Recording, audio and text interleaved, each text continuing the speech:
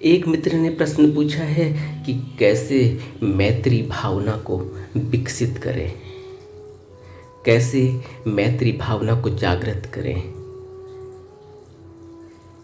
यह प्रश्न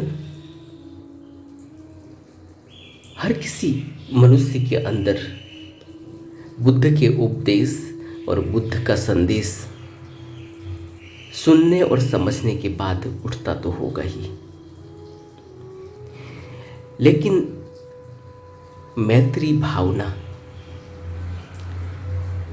तभी मनुष्य के अंदर विकसित हो सकती है जब उसके अंदर स्वीकार भाव हो, जब वह किसी से स्वीकार कुछ भी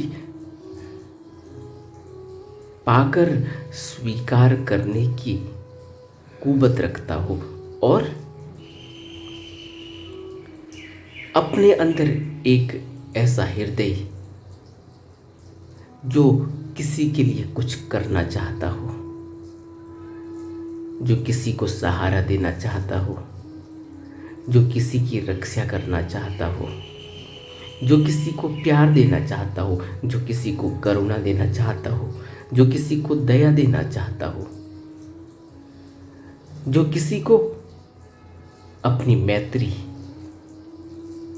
देना चाहता हो। देने के भाव से मैत्री का भाव उठता है।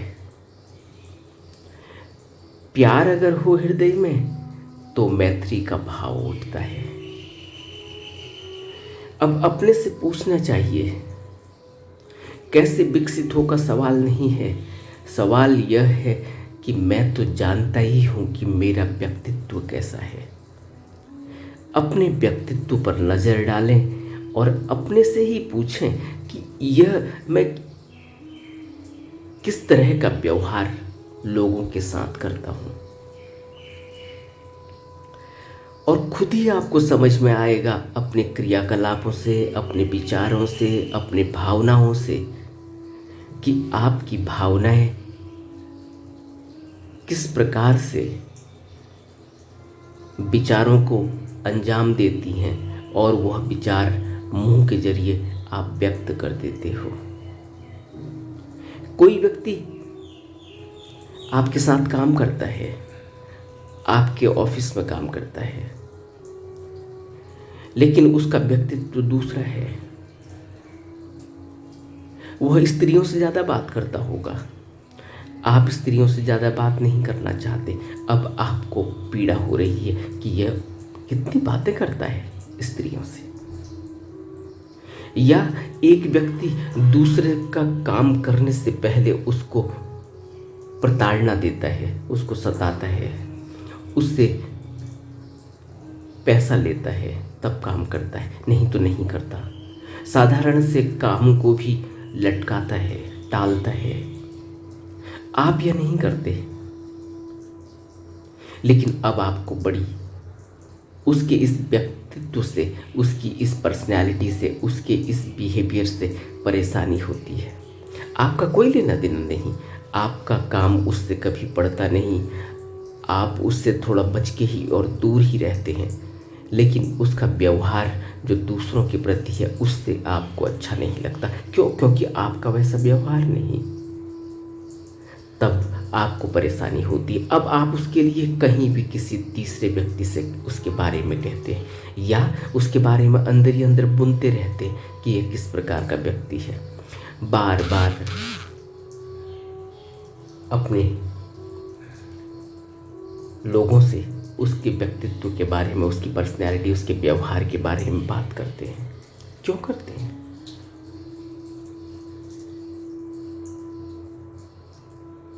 जबकि आपको तो कोई लेना देना नहीं होना चाहिए, क्योंकि आपके अंदर तो प्यार का भाव है, मैत्री का भाव है, मित्रता का व्यवहार है, तो आपके लिए सब बराबर होने चाहिए। बुद्ध कि शिक्षाओं में जब मैत्री भावना आती है तो मैत्री भावना का अर्थ ही यही है कि कोई अगर हिंसक जानवर हो, शेर हो या सांप हो, तो उससे हम मैत्री भावना नहीं करेंगे। क्योंकि उनसे हमें खतरा है। और कोई मेमना है, कोई भेड़ है, कोई बकरी है, कोई एक साधारण सा पक्षी है जो तुम्हें प्यारा लगता हो, उससे हम मैत्री भावना करेंगे, उससे हमें प्यार आता है। तो फिर हमारा प्यार स्वार्थ से भरा हुआ है। यह प्यार ऐसा है जो हमें अच्छा लगता है उसके लिए प्यार है, उसके लिए मैत्री है। जो हमें अच्छा नहीं लगता उसके लिए मैत्री नहीं। एक साधारण सा मजदूर है, रास्ते में चल रहा है, पसीना पसीना हो रहा है,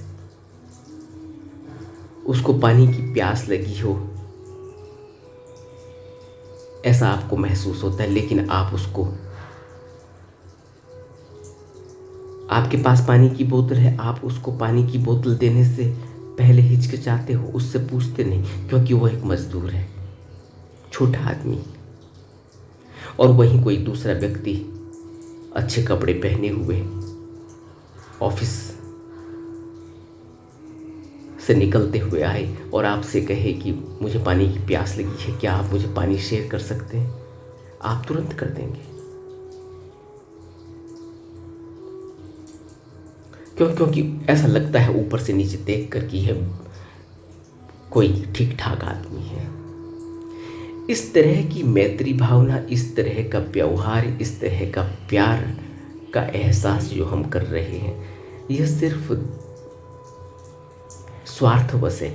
इसका बुद्ध की मैत्री भावना से कोई लेना देना नहीं। बुद्ध की मैत्री भावना तो सबके लिए बराबर है, सभी प्राणियों के ऊपर बराबर है।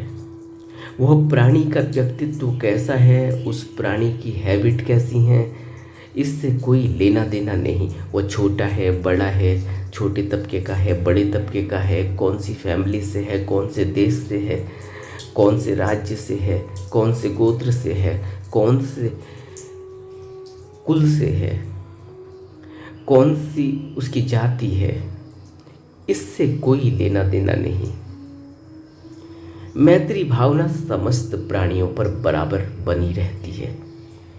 और यह मैत्री भावना इतनी आसान नहीं जितना आसान हम इसको समझ रहे हैं।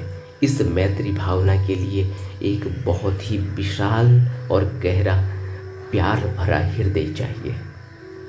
और गहरा प्यार भरा हृदय तभी पैदा होगा जब हम ध्यान साधना गहरे में उतर कर करेंगे। इसीलिए शिविरों में मैत्री भावना को हम बिल्कुल अंत में सीखते हैं, समझते हैं।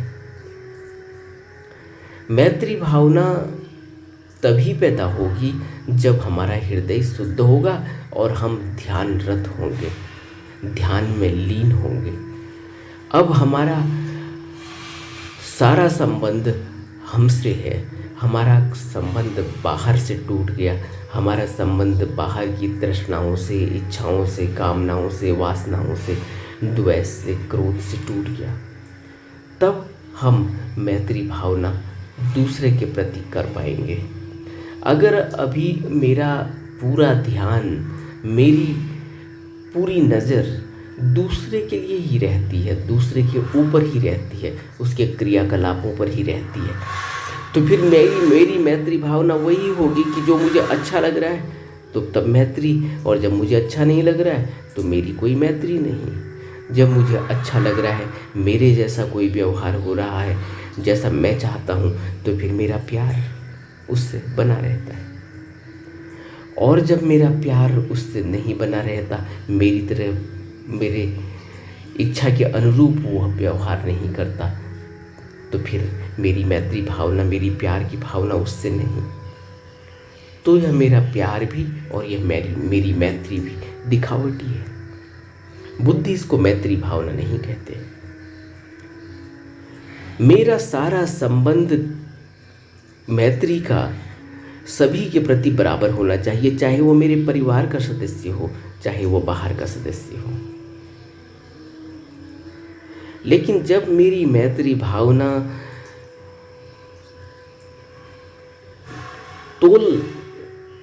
तोलती है, तोल के अपने को पेश करती है कि किसके प्रति प्यार दिखाना चाहिए, किसके प्रति प्यार नहीं दिखाना चाहिए, तो फिर यह सब ही धोखा है। इससे कुछ मिलने वाला नहीं। इससे हम सत्य की राह पर, निर्वाण की पथ पर आगे नहीं बढ़ सकते। और मैत्री भावना को तो बुद्ध ने 10 पार ले जाने वाली बातों में रखा है।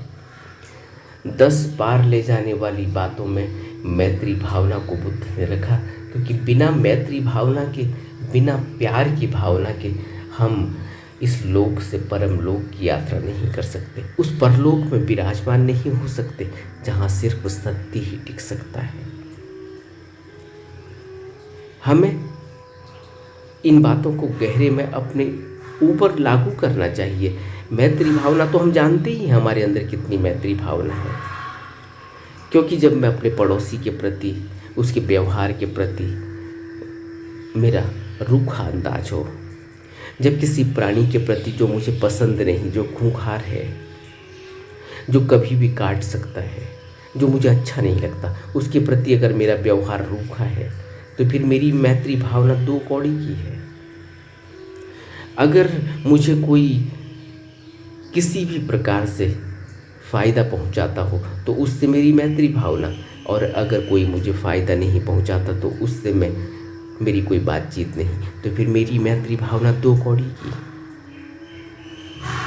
मेरी मैत्री भावना तो सबके प्रति बराबर रहनी चाहिए, उसमें कोई भी भेद अपने और पराये का नहीं होना चाहिए, तब मैत्री भावना। इसीलिए बुद्ध जब मैत्री भावना कहते हैं तो बुद्ध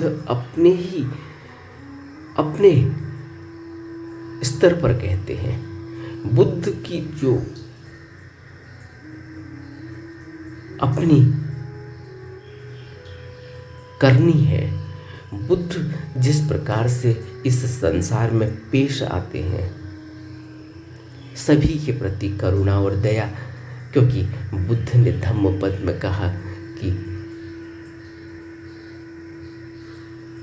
बुद्धत्व को प्राप्त व्यक्ति ऐसा ही है, तथागत या तथाता ऐसे ही है जैसे कोई पर्वत के शिखर पर चढ़ा हो और नीचे धरती को देख रहा हो, जमीन को देख रहा हो।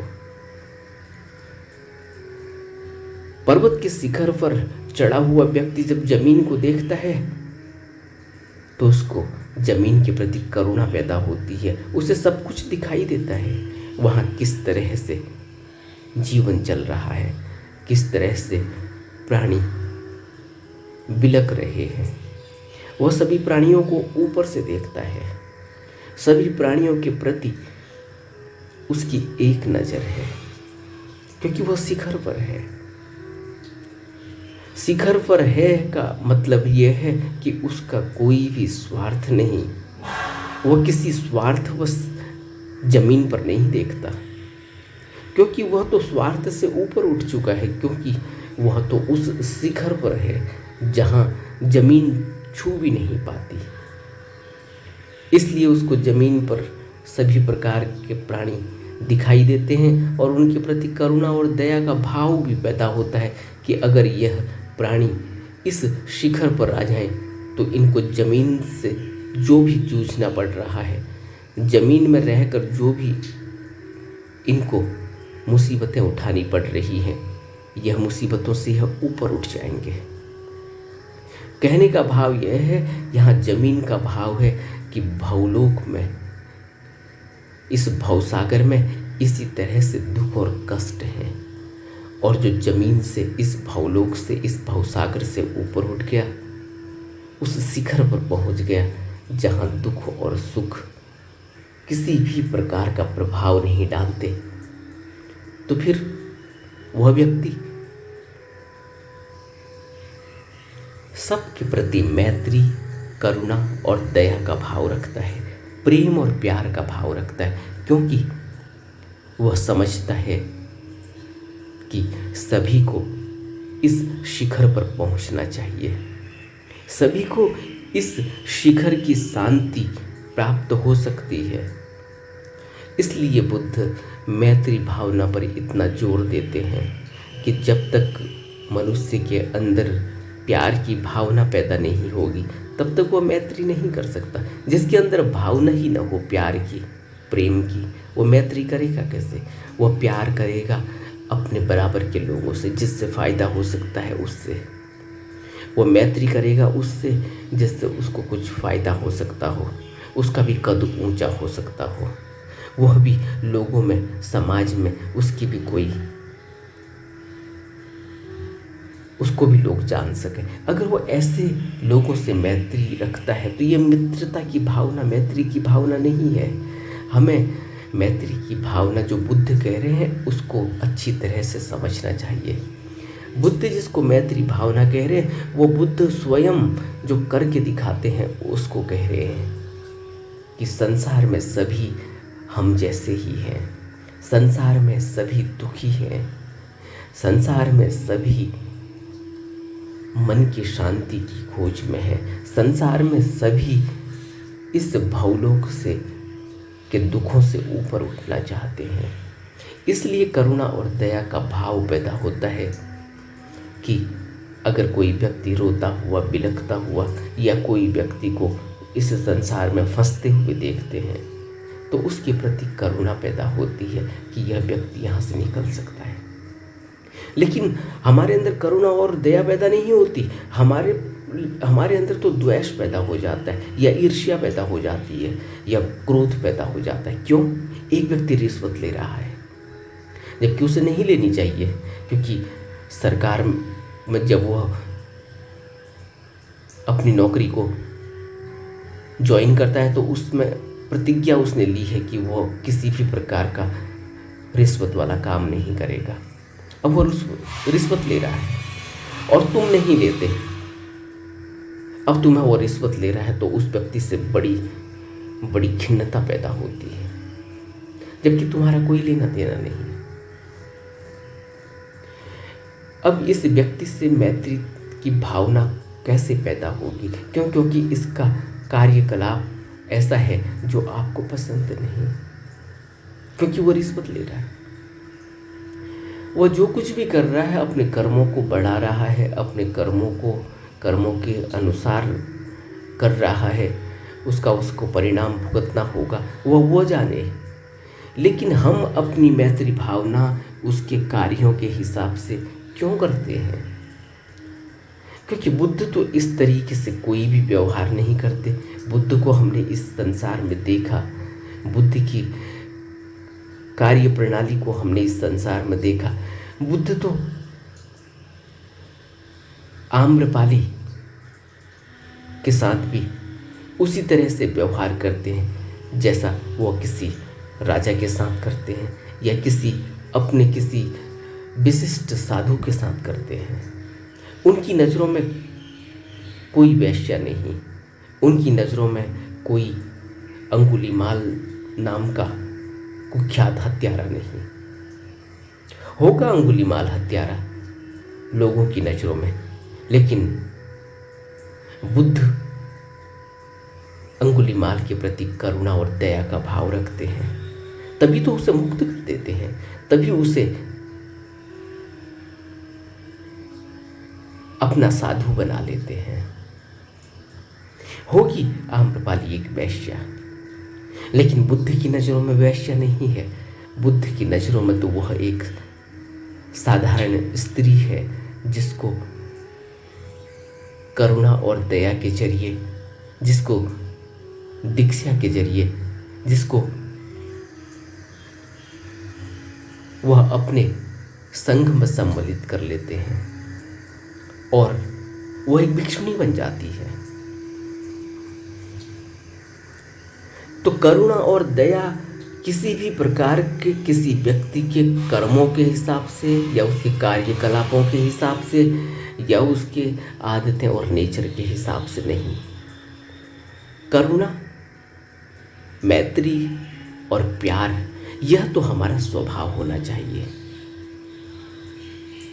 कोई कितना ही हिंसक जानवर हो, कोई कितना ही दुष्ट प्रकृति का व्यक्ति हो, अगर वो दुष्टता भी हमसे कर रहा है तब भी उसके प्रति करुणा और दया कि यह व्यक्ति अभी नहीं समझ रहा है, कल इसको समझ आ जाएगी तो इसको अपनी ही कृत्यों पर दुख होगा,